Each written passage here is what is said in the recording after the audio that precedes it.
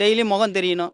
இது ஒரு பப்ளிக்கா போணும். அப்பதான் நான் திண்டுக்கல் சீனிவாசன் ஒருத்தர் இருக்கிறாருன்னு தெரியறதுக்காக அவர் பேசுறாரு. அவங்க வெற்றி பெறாத காரணத்துக்காக அரசு ஊழியர்களையும், ஆசிரியர்களையும் அவர் தனியா மென்ஷன் பண்ணி அப்படி சொல்லியிருக்க கூடாது. நான் வந்து ஆசிரியர்கள்லாம் என்னத்துக்கு ஒரு அப்துல் கலாமோ, பெரிய பெரிய சயின்டிஸ்ட்டு, இதோ நானே ஒரு பிஜி காலேஜ் ஸ்டூடெண்ட் தான். நான்லாம் எப்படி உருவாகிருக்க முடியும்? ஆசிரியரை தரக்குறைவா பேசுறாரு. அதுவே ஒரு தப்பு. ஒரு மினிஸ்டர்னா மினிஸ்டருக்கு ஏற்ற மாதிரி நடந்துக்கோங்க. இதே மாதிரி திண்டுக்கல் சீனிவாசன் தொடர்ந்து பேசிட்டு வந்தாருன்னா இனிமேல் காலத்துக்கும் அதிமுக ஆட்சிக்கே வர வாய்ப்பே கிடையாது. பைத்தியகாரத்தனம் தான் சொல்ல முடியும்.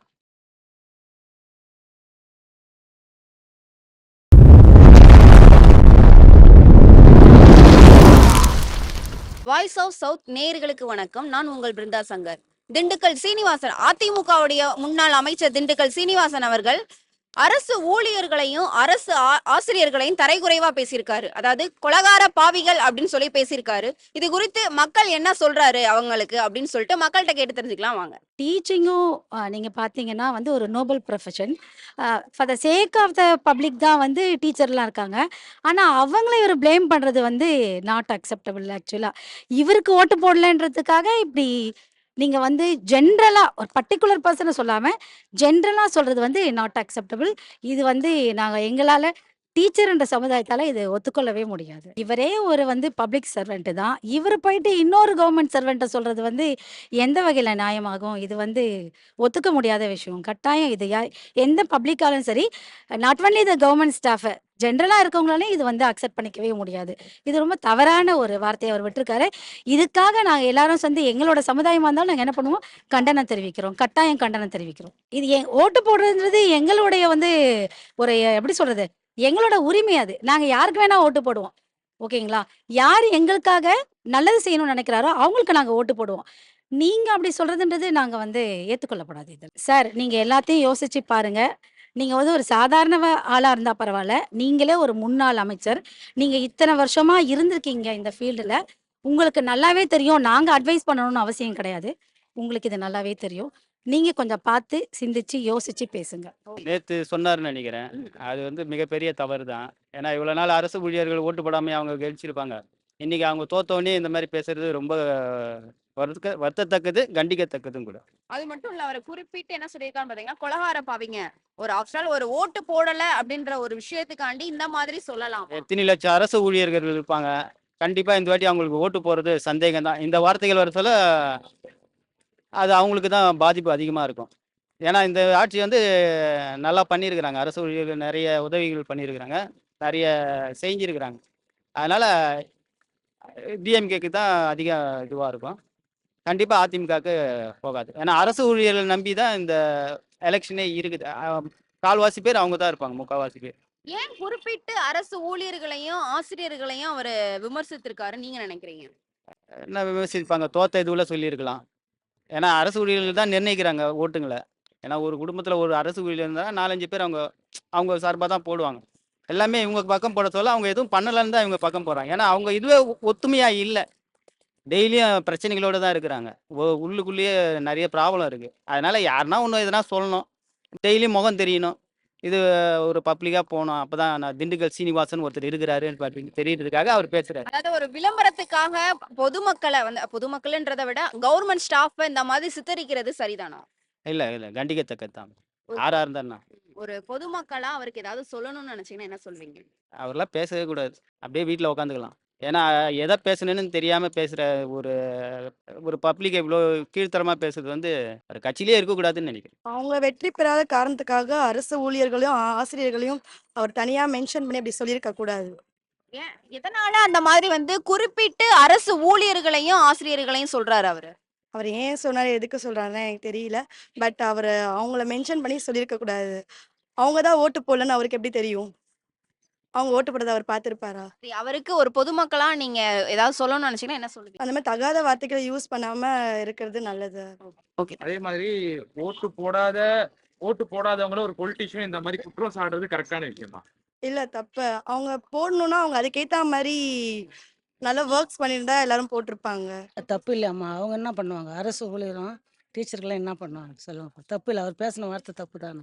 அது மட்டும் இல்ல, அவர் என்ன சொல்லியிருக்காருன்னா கொலகார பாவிங்கன்னு சொல்லியிருக்காங்க. ஓட்டு போடாதவங்க எல்லாம் கொலகார பாவிங்களா ஆயிருவாங்களா? அதுவும் தப்பு தான், தவறு தான். அவர் எப்படி அவர் இஷ்டத்துக்குமா பேசலாம்? அவங்களெல்லாம் ஒரு முடிவு கேட்டுல அவர் பேசணும். தெரியாமல் பேசுறது தப்பு இல்லை, தவறுமா அது. ஏன் வந்து பொதுமக்கள் நிறைய பேர் இருக்காங்க, குறிப்பிட்டு ஏன் அரசு ஊழியர்களையும் ஆசிரியர்களையும் அவர் சொல்றாருன்னு நீங்க ஏன் நினைக்கிறீங்க? தெரியலையே, அவருக்கு தான் தெரியும். அவங்க மேலே ஏன் இவ்வளோ கோவம்னு அவருக்கு தான் தெரியும். அவர் பேசுறது அவருக்கே தெரியல. தப்பு தானே அது.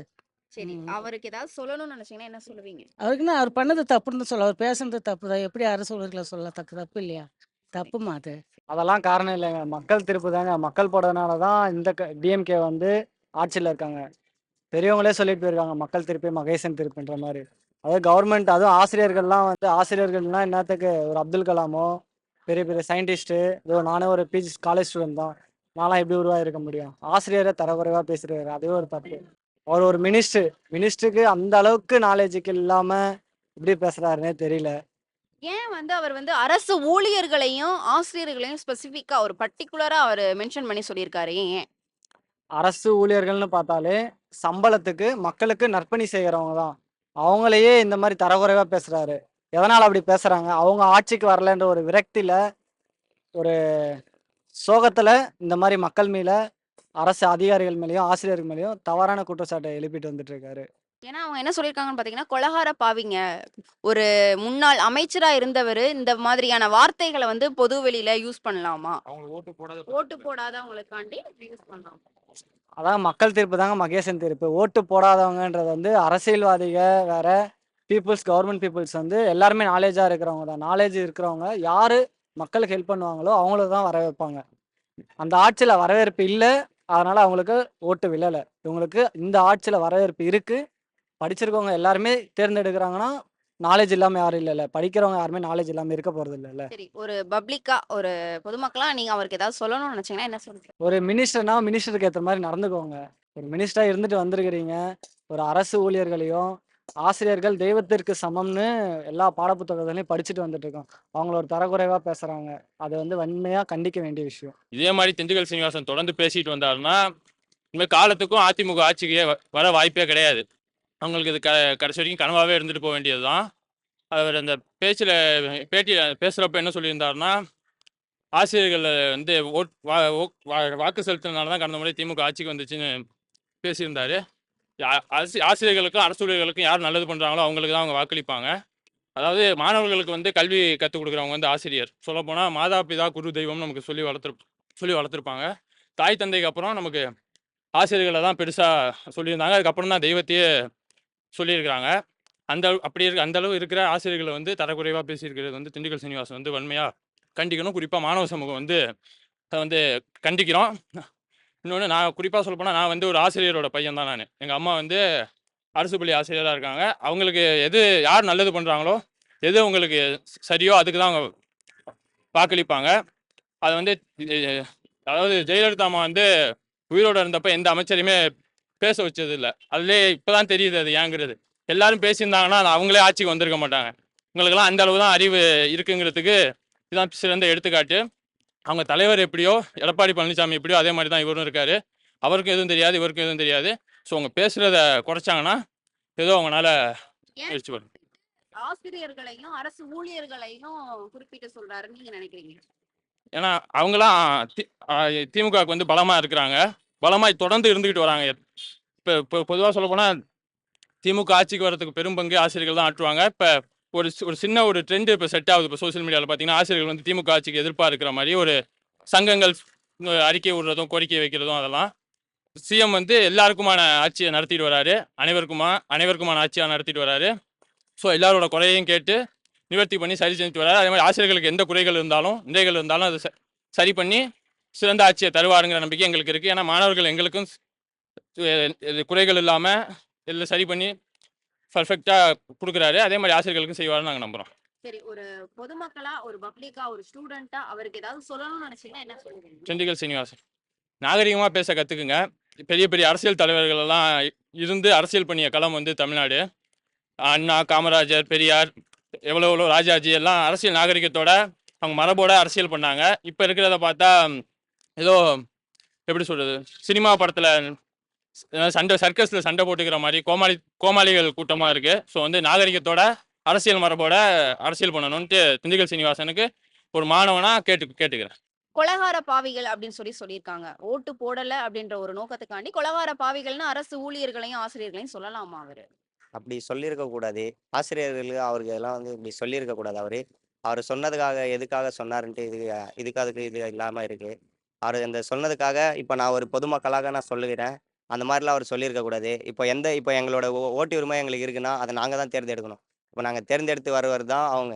அதுக்காக அவரு அந்த மாரி சொல்லியிருக்க கூடாது. எங்க ஓட்டு உரிமைய நாங்க போட இருக்கு. நாங்க அதுக்காக தான் போடுவோம்க்கா. எங்க பொதுமக்களாக நான் சொல்லுகிறேன். அவர் அந்த மாரி தண்டிச்சது தப்புக்கா. அவங்க நாங்க போன வாட்டி அவங்க போனஸ் எதுவும் குடுத்துருக்க மாட்டாங்க. அவங்க ஆட்சியில போனஸ் இல்ல அவங்களுக்கு ஒரு இதா குடுத்துருக்க மாட்டாங்க. அது குடுக்காதனால, இப்ப இந்த ஆட்சிய பத்தி அப்படி பேசுறாங்க. அவங்க இதுக்காக நாங்க பொதுமக்களாக நாங்க சொல்றோம். அதுக்கு அவர் அப்படி பேசியிருக்க கூடாது. இதற்கு முன்னாடியும் அதிமுக ஆட்சியில் இருந்தது. அப்போது இதே அரசு ஊழியர்களையும் ஆசிரியர்களை வச்சு தான் ஆட்சி நடத்துனாங்க.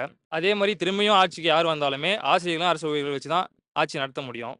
இந்த மாரி பேசுறது அவர் ஆட்சியில இதுக்கு முன்னாடி அமைச்சரா இருந்திருக்காரு. பைத்தியக்காரத்தனம் தான் சொல்ல முடியும். தொடர்ந்து இதே மாரி அவர் நெறைய விஷயம் பேசிட்டு வந்துருக்காரு. அவர் கட்சியில வச்சுக்கிறதே அவர் தப்பு தான்.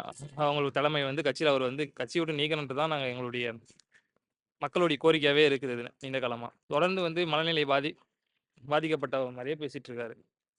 இதனால தொடர்ந்து இதே நிலை நீடிச்சா அவங்க ஆட்சி தொடர்ந்து படுதோல்வியில் தான் இருக்கும். வாக்கும் குறையும். ஏன் குறிப்பிட்டு ஆசிரியர்களையும், அரசு ஊழியர்களையும் அவர் சொல்றாருன்னு நினைக்கிறீங்க? அவர்களுக்கே தோணுது போல. அரசு ஊழியர்களும், ஆசிரியர்களும் நம்மளுக்கு ஓட்டு போட மாட்றாங்க போல அப்படின்னு. தொடர்ந்து இதே மாரி பேசிட்டு வந்தா மாணவர்களா நாங்க ஒரு கண்டனம் தெரிவிப்போம். அவ்வளோ.